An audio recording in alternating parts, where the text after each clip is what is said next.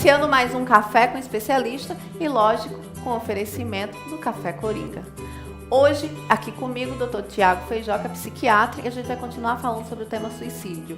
Tiago, seja bem-vindo ao nosso café e obrigado por ter aceito o nosso convite. Eu que agradeço, Renata, e estou à sua disposição. Que bom. Tiago, eu vou começar te perguntando por que esses números de suicídio vêm aumentando tanto no Brasil nos últimos anos? Realmente, Renata, a gente observa um aumento progressivo desses índices, certo? Tanto que as taxas elas vêm aumentando, por exemplo, de 1980 para 2014, a gente percebeu que houve um aumento de 27% desses índices, certo? Tanto que o índice atual hoje, médio no Brasil, fica na faixa de 6,6 suicídios para cada 100 mil habitantes. Não é um dos índices mais altos do mundo, porque a gente tem países como o Japão e a Coreia do Sul, onde você atinge em torno de 24, 25 suicídios para cada 100 mil, bem mais alto. Isso. Né? Tem situações várias que justificam isso, não somente diferenças entre os países, diferenças culturais, diferenças às vezes de baixa notificação dos casos, entre outras. Tiago, e como é que essas pessoas chegam até o teu consultório? É a família? É um pedido pessoal dessas pessoas? Como é que elas chegam até o consultório? Bom, geralmente a família leva. Geralmente o paciente Já tem uma história de tentativa ou tem uma história de relato de vontade, de desejo suicida repetitivo, né? Vamos falar justamente dessa situação do paciente que tentou.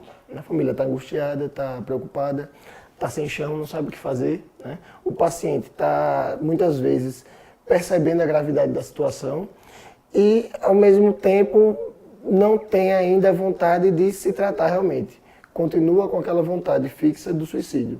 Porque, dependendo da etiologia, sendo quadro depressivo, por exemplo, a doença está lá, a doença de base está presente, entendeu? Seja ela depressão ou uma doença psiquiátrica. Em relação às doenças psiquiátricas, a gente observa que a gente tem uma porcentagem de casos e que ela decresce a partir da depressão, que é a maior causa de suicídio, né?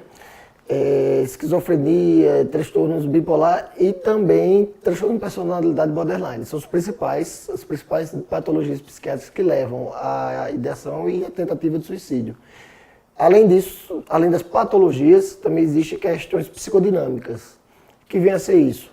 Alterações emocionais, né, consequentes a perdas, a mudanças grandes na vida do indivíduo, a impulsividade por alguma situação que não está, onde o indivíduo não está bem adaptado, certo? Que não chega a ser ainda uma patologia, não tem critérios suficientes para a gente dizer que é uma patologia, mas houve a tentativa. Então, nem sempre o indivíduo que tenta suicídio está doente, mas muitas vezes sim, a associação com patologias psiquiátricas. Neste caso, quando ele chega até você, qual é o tipo de tratamento que é oferecido nesse caso? Vamos pegar um paciente típico, né? Um paciente depressivo, um paciente que está com ideação suicida, um paciente que está realmente com vontade, com a decisão firme de cometer suicídio. Ele vai precisar primeiro, né, de um suporte familiar, de um suporte psicológico, de um suporte medicamentoso. Em alguns casos mais graves, realmente a gente tem que internar, porque existe o risco de uma tentativa. O local mais correto para a gente internar nesse início seria um CAPS-3. Nós não temos ainda aqui um CAPS-3, certo? No segundo momento, após esse tratamento de internamento, o paciente passaria para um CAPS, né, que seria um tratamento CAPS 1 ou 2, um tratamento de um prazo maior. Além disso, fazendo acompanhamento psicológico no próprio CAPS, né, ou até mesmo um tratamento ambulatorial, em alguns casos com um psiquiatra, com um psicólogo. Isso vai depender muito do local, da condição socioeconômica do paciente, certo? Mas o que é que a gente tem que ter em mente? A gente tem que ter em mente que o paciente precisa ter o suporte psicológico, a família também precisa, porque cada tentativa de suicídio, cada paciente que tenta, ele afeta 5, 6 pessoas ao seu redor, certo? Outro detalhe importante é que a base, como eu disse, os fatores emocionais estão presentes. Então, passou o remédio, que geralmente, nesse caso, no caso da depressão, por exemplo, é um antidepressivo, ele não vai agir no primeiro momento. Ele leva de 15 a 30 dias para ter um efeito importante. Então, aí a terapia vai ter uma certa importância, o cuidado familiar com os utensílios que ele pode utilizar para uma tentativa vai ser importantíssimo. Arma de fogo em casa, perigo. né? Essa grande discussão que a gente tem relacionado à permissão de venda de armas, de posse de armas nas residências, no meu ver, tem um conflito com essa situação, porque tentativa de suicídio com arma de fogo eleva o risco da execução ser bem sucedida em 140 vezes. Então é um aumento muito grande para ser desconsiderado, né? A tentativa mais comum, geralmente, por enforcamento, ingestão de medicamentos, mas a gente percebe que essas tentativas elas dependem do perfil do paciente, né? Homem, geralmente, morre mais, mas tenta menos. Quem tenta mais é a mulher, porque o homem tenta muito com instrumentos mais lesivos, certo? Tipo arma a de fogo. própria arma de Exatamente. fogo. Mulher usa muito medicamento, né? E essa situação causa essa diferença entre os sexos. Entre as idades a gente tem uma diferença importante, né? Às vezes chega no consultório um adolescente, um adulto jovem, até os seus 35 anos, que tentou esse suicídio. Quando você imagina, poxa, na fase mais produtiva da vida, com tudo bem, saúde a mil, aparentemente, só que não precisa você estar vivenciando o quadro depressivo.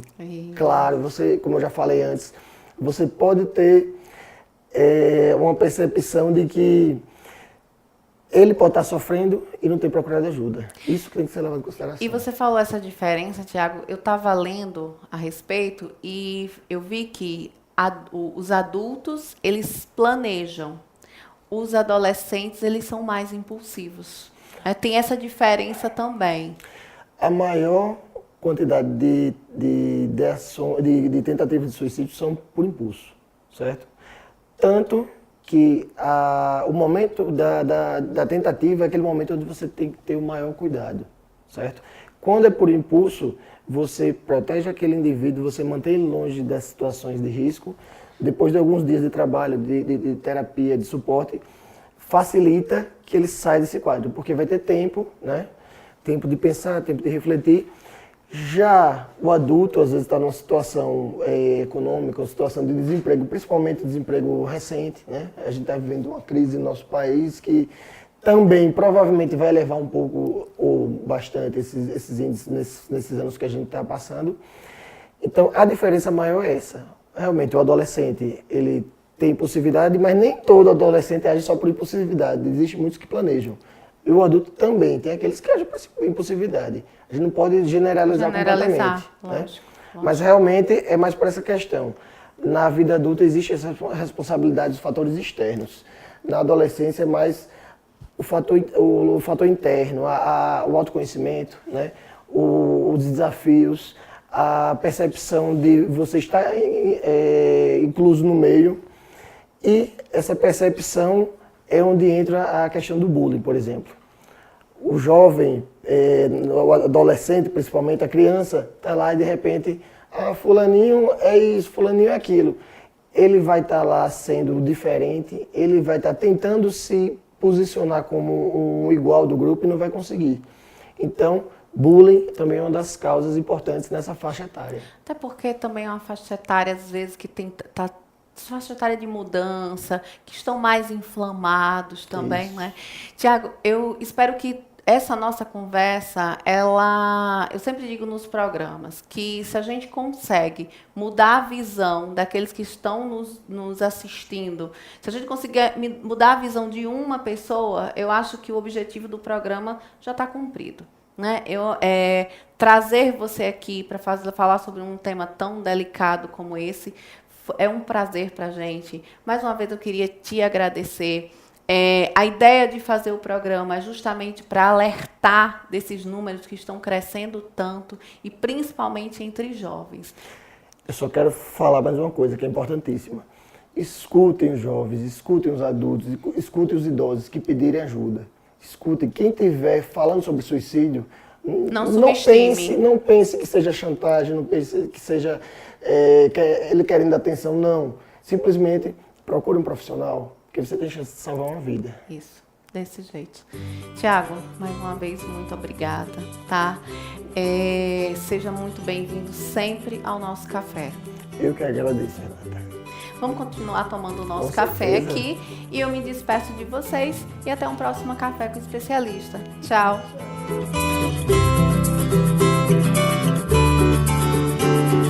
Tchau. Música